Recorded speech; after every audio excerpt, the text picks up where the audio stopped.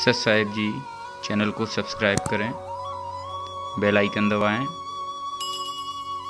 Video अच्छी लगे तो लाइक करें और शेयर भी करें। सत साहिब। एक एक पाई का हिसाब आपने चुकाना पड़ता है। और इस जैसे अभी आपको बताया कि पहले इस अज्ञानता में आपने कितनी गलती कर दी और कितने अपराध बन गए। कसाई तक का भी उदाहरण दे रखा है कि सदना नाम का कसाई था और वो भी अपने जॉब को छोड़ना नहीं चाहता था। कदे भूखा मर जाऊं मैं और क्या करूँगा। भगवान संतों का ज्ञान सुना पर संत से मिला सदना और प्रभावित हुआ, सारी बातों को स्वीकार किया, लेकिन रोजी रोटी फिर अड़ गई आगे। संत परमात्मा स्वयं आते हैं साधु रूप बना के अपनी प्यारी आत्माओं को सतमार्ग बताते हैं। कबीर परमेश्वर आते हैं, साधु रूप में बैठे थे तो सदना कसाई ने सत्संग सुना। परमेश्वर जो संत रूप में आए हुए थे कबीर जी, बड़ा प्रभावित हुआ, अपने कर्मों की तरफ झांका और कहा भगवान मैंने तो नाश कर लिया, क्या मेरा भी उद्धार हो सके गुरुदेव, हे महात्मा जी। तब संत ने कहा, संत रूप में परमात्मा विराजमान थे, कहने लगे भाई आगे पाप करो ना और पिछले माफ हो जाएंगे, इस भक्ति साधन से मैं बताऊंगा ऐसे। वो कहने लगा जी, परमात्मा ने पूछा तू कौन है भाई, कि मैं कसाई हूँ जी, मैं कसाई हूँ, कसाई सदना कसाई, सदना नाम मेरा सदना नाम है, क्या मेरा मुझ पापी का भी उद्धार हो सकता है। परमात्मा ने कहा भाई होगा, कति हो जाएगा, पर बेटा आज्ञा ना करिए। कहने लगा जी क्यों कर बात बनेगी, और तो कोई साधन नहीं रोजी रोटी का। परमात्मा संत जी ने कहा, परमात्मा संत रूप में बैठे थे, बेटा पेट में भगवान ने पाला तू, जब कौन रोटी लेकर जाया करता तेरी, कौन पहुंचाता था, और माँ के गर्भ से बाहर आते ही माँ के सतन में दूध दे दिया, उससे पहले दूध नहीं था, तो क्या अब वो तेरी संभाल नहीं करेगा। लेकिन ये तो एक हमने औपचारिकता सी बातें लगती हैं, क्योंकि हम दूसरे रंग में रंगे हुए। कहने लगा जी मेरा तो काम ना चले, बालक भूखे मर जाएंगे, मेरा तो और कोई काम नहीं, मैं तो नौकर हूँ एक कसाई का और मन्नत यू काम करना पड़ेगा।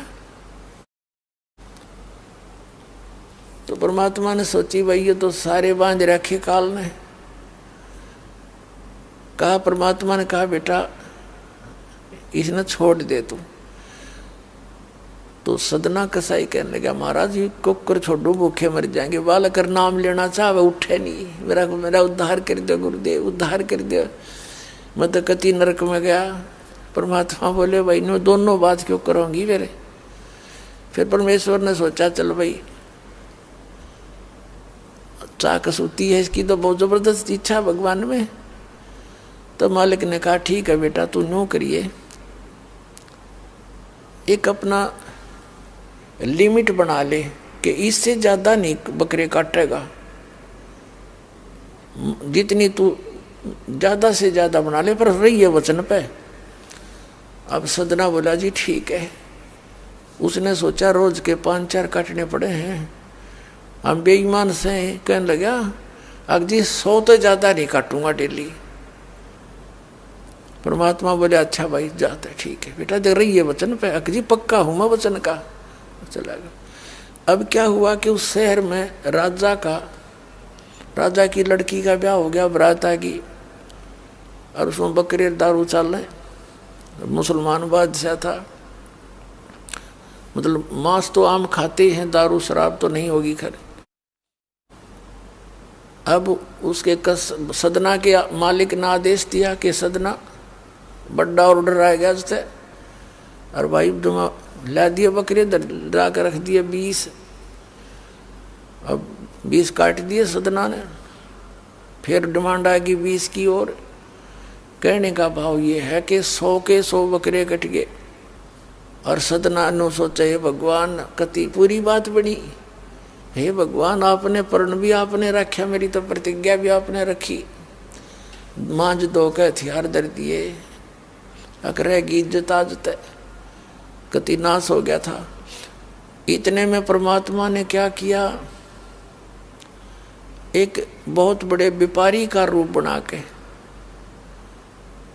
पहुंच गया सदना के मालिक के पास और कहा भाई मैंने ऐसे ऐसे कांटेक्ट करना, एग्रीमेंट करना तेरे से, रोज के 20, 30, 50 बकरे चाहिएंगे और मैं ऐसे आगे सप्लाई किया करता हूँ। तो बड़ा खुश हो गया वो सदना का मालिक कसाई, कहने लगा भाई ठीक है। और वो बोला जी बाकी एग्रीमेंट कराएंगे सवेरे, तो मैं थक रहा हूँ, भूख लाग रही है कि मैं खाना खिलाओ और बढ़िया बढ़िया स्वस्थ बकरे का मांस बनवाना। अब कसाई ने आदर किया नौकर के, सदना इधर आ। अब वो सदन कसाई आ गया, खां जी कि एक बकरा काट फटाफट। और बड़ा व्यापारी आया है, बड़ा एग्रीमेंट हो गया है, होगा बड़ी बढ़िया अच्छा। और भोजन तैयार करा, भेज रसोई में। अब सदना के हाथ पैर फूल गए, आखिर वाह बात बिगड़ गई भाई, तो ना बनी बात, आज तो प्रतिज्ञा भंग होएगी। अब उसने सोचा कि जब बकरा ना काटूंगा तो यो मालिक नौकरी तो निकाल लेगा, और जब बकरा काट दिया तो वचन भंग हो गया, मेरी तो बात बिगड़ गई दोनों तरफ से। तो उसने सोचा एक आदमी का भोजन बनेगा, तो उसने क्या सोचा कि बकरे के नड़े नड़े काट दूं, अंडकोश, अब मेरा पर्ण भी रह जाएगा और भोजन भी बन जाएगा एक आदमी का।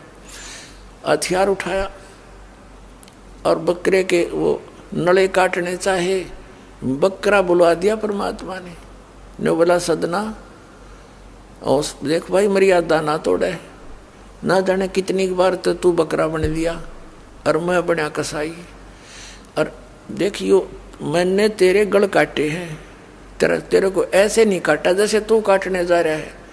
अब सारी रात तड़प कर मरूंगा मैं, तन्ने भी फिर मैं ऐसे ही काटूंगा तेरे को, ये देख लेना। अब बकरा किस सदना किसके बकरे काट रहा था, हाथ मत कर छूट गई, कप्पा खड़ा खड़ा बकरा बोले ना, कटर बैठ गया रोए। मालिक ने बाट देखी, रसोई में आवाज लगाई, रसोई से संदेशा गया जी अभी तक आया नहीं, मटेरियल पदार्थ नहीं आया, बनाऊं क्यों कर। खुद मालिक गया, सदना से कहा कि सदना क्या करा तूने, काटा नहीं बकरा। मैं नहीं काटू मालिक, मैं नहीं काटू। उसने सोचा ये तो दुश्मन है, ये प्रसन्न नहीं है मेरे इस एग्रीमेंट से, ये काहे का नौकर है। अब बोला तू नहीं काटे ना, मैं काटू। उठा गुस्से में सदना के दोनों हाथ काट दिए उस कसाई मालिक ने, अरे एक मारी लात करते पार काट दिया। अब जैसे अभी ट्रीटमेंट वगैरह करा करो का, महीने 2 महीने रो पीट कर उन्हें सोची क्या करूं भाई। उसने सोचा चल पड़ी यहाँ से। उस संत ने कहा था मैं वहां जगन्नाथ के मंदिर में रहता हूँ, वहां आ जाना। उस जगन्नाथ के मंदिर की तरफ चल पड़ा कि भाई परमात्मा ने जब इतना चमत्कार दिखाया है, बकरा बोलिया, इसे बुंडे काम ना मैं तो कदे भी ना करूं, मरवा से जीवा से भूखे मरे। आदमी की कही तो ना जच्चे, पर वह तो सच्ची होगी, सामने तो जुल्म हो गया। यूँ तो बहुत बुरा जो है ना एक रूटीन है, यूँ नहीं करें भाई कति भी। संत साची के थे, वो उस दिन जच्ची उसके उस गुरुदेव के पास समाधान के लिए चल पड़ा। देख कहाँ तक बिजली गिरती है इस बुंडे कर्मों से, कैसे फिर जो मालिक परम संत की शरण में जा रक्षा कैसे होती है। अब वो चला जा रहा था, पहले सरपंच नहीं होते थे, नंबरदार होली सोली होता था गांव का, और 5-4 गांवों में से एक गांव वाले व्यक्ति नंबरदार को कोई विशेष और पावर दे देता था राजा, जिस वो दंडित भी कर सकता था अन्य किसी उनको। एक नंबरदार के घर पे रास्ते में जा रहा था, नंबरदार के घर पे रुक गया और कहा जी मैं रात न रुकूंगा, मैंने आगे यात्रा पे जाना है, जगन्नाथ में जा रहा हूँ। तो पहले धार्मिक वैसे तो आम व्यक्ति की बहुत इज्जत करता थे, अतिथि की। नंबरदार ने सदना को रोक लिया, रुक जा भाई, भाई रोटी खाइए, अलग से व्यवस्था कर दी, खाना खुना खा ठाट तरह।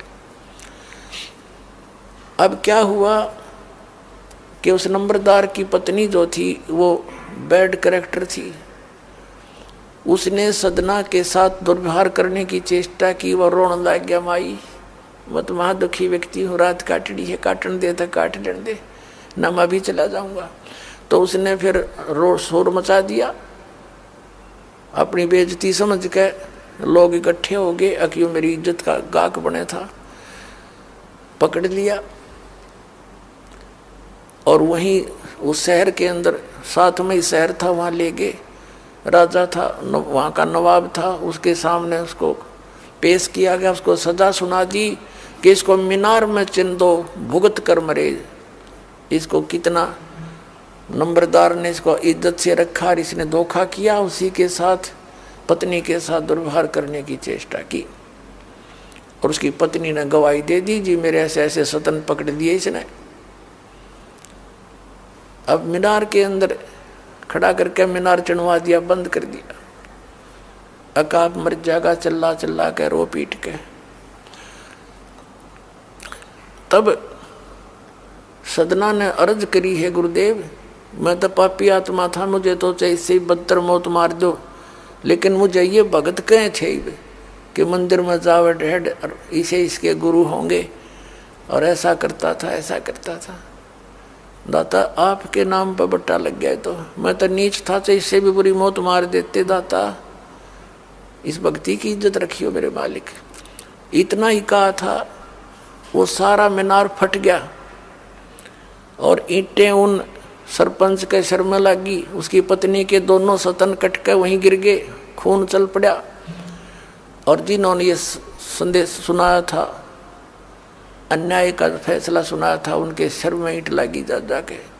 और देखा इतना आवाज हुई, आसपास सब भागे आए, देखण आए, और सदना के दोनों हाथ पूरे हो गए, कटे हुए नहीं रहे। बोलो सतगुरुदेव।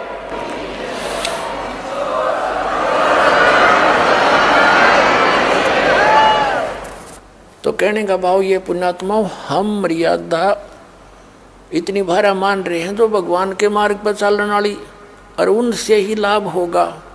भाई जो गुरु बचन पे डट गे, कट गे फंद 84 के, कट गे फंद 84 के, कट गे फंद 84 के। भाई जो गुरु बचन पे डट गे, कट गे फंद 84 के। वस्तु मिली ठोड़ की ठोड़, मिटगी मन पापी की दौड़। वस्तु मिली ठोड़ की ठोड़, मिटगी मन पापी की दौड़।